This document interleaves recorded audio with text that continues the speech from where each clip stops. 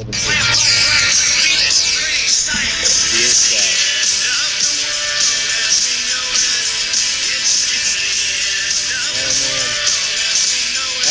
Church, we wanted to go a little bit lighthearted today and talk about the end of the world. I mean, there's nothing more lighthearted than that, right? Right. Murder hornets and yeah, exactly. Coronavirus. Yeah. So today, what we're going to talk about is what we're experiencing today, the end of the world. So I just thought we'd start out with what's your favorite meme of 2020's the end of the world. So mine's going to be the one that Mark Percival posted today of the 2020 I planned, which is the Dove meets Randy Johnson, the pitcher, who throws the fastball and hits the Dove, and the Dove explodes. That one's pretty good. What was your favorite one? I think my favorite one wasn't even a meme, but it was a video of a monkey who'd stolen a motorcycle and then also took a child. I mean, that has to be a sign of the times, right? Right. Yep. It could be convinced. Clark? I feel like the best 2020 meme was my life. We picked up and moved across country and immediately had to be sheltered in place. Yeah. You typify all that's wrong with Clark's life is a meme right now. Okay, so on the serious note, though, when we look at everything that's happened, as Christians, as followers of Jesus, should we be concerned that we are in a unique season ushering in the end of days? JT, why don't you lead? I was just going to say the simple answer to that is no. I mean, you look throughout history and you look throughout different moments, and most generations can pinpoint pretty devastating things that have gone on throughout history that are all a result of the fall. And we know creation is groaning out for the return of Christ. But when we see things, this should be a reminder that there is something better coming and that we should anticipate Christ's return. But is this unique to the 21st century? No.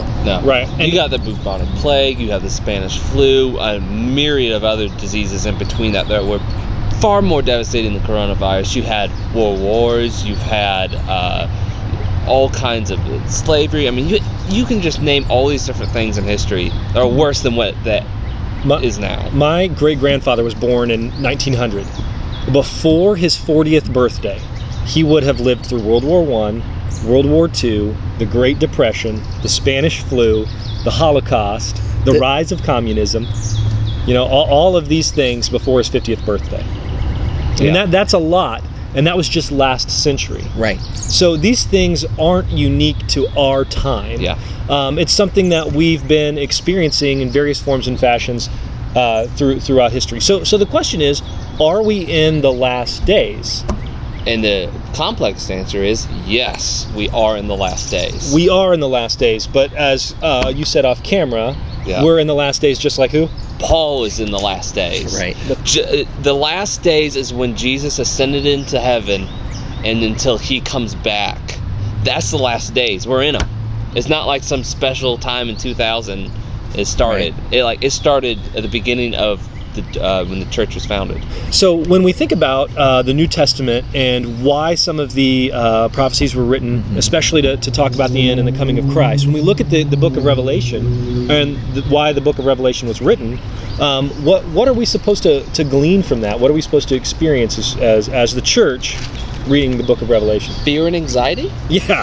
No. That's exactly the purpose of all books in the Bible. Let's promote fear and anxiety in God's people. No, it's got a purpose beyond that, right? Yes. The book of Revelation was written to encourage the churches who were to receive the letter.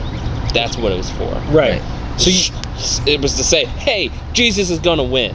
That's right. So you had a church that had experienced a great deal of suffering, had experienced a great deal of persecution. The temple had fallen. It was bad news to be a Christian at the end of the first century when John wrote Revelation. Right. And then he writes this book not to scare and terrify everyone, right, but to assure them that God is in control and that Christ will have the victory. Which is what you see throughout the whole biblical narrative. When we look to Christ, what Christ came to do and what he is coming back to do, this is the kind of anticipation when we see the brokenness of this world. We as believers that have a hope greater than where we're at, what we're experiencing, when we see God's plan for redemption, we should read Revelation with encouragement that Jesus is victor. Like, right. Yep. Yeah. And so as we go through these hard days, these times that honestly aren't fun, They aren't easy. They're incredibly inconvenient, and for many of us, I mean, there's people out there that have lost jobs, Yes. that don't know what they're gonna do for their future. They're having to rebuild their whole lives right now. It may seem like the end of the world, and honestly, that's a huge obstacle to overcome. But our hope is not in this world; it's in Christ. It's in the world to come. So we can go back and we can read Revelation, and we can see that. All right, what's God's plan for suffering? And God's plan for suffering is the redemption of this world. This world will be remade. All the sad things will become undone. And that C.S. Lewis, didn't he say that in the end of Chronicles of Narnia, or is that Lord of the Rings? Sure, both. Yeah, right. Same concept. So we put our hope in Christ that one of these days, all the sad things are going to be undone. So thanks for indulging us in this short little video today. Thanks a lot, guys. Oh, should we outro music? Yeah, but Yeah. we'll put that at a postscript.